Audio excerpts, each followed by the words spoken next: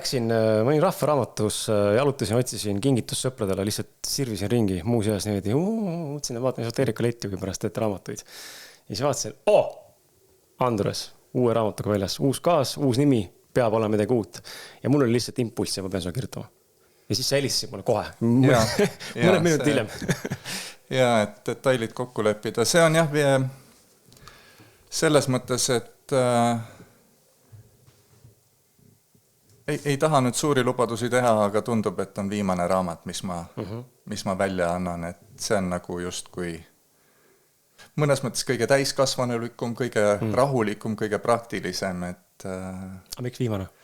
Lihtsalt eks ta läheb jälle selline, et no on ju kõik tervisest, rahast, armastusest, ärevusest, ma ei tea, mis seal selgelt nägemisest, kõigest on juttu olnud juba, et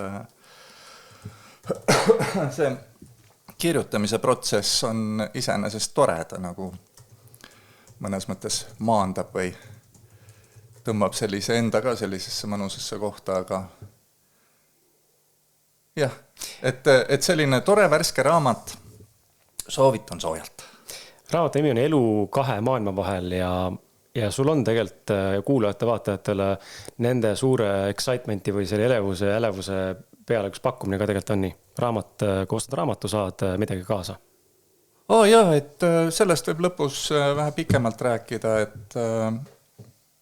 et mul on neid mingisugune kogus kodus olemas, mingisugune kas paarsada tükki või midagi, et teeme nii, et siin jõuluks jõuab ilusti, millal see 17 oleme eetris. Väljas on ju, eetris, et siis jõuab ja veel no selline tore kingitus. Tahad endale, tahad kellegile teisele, et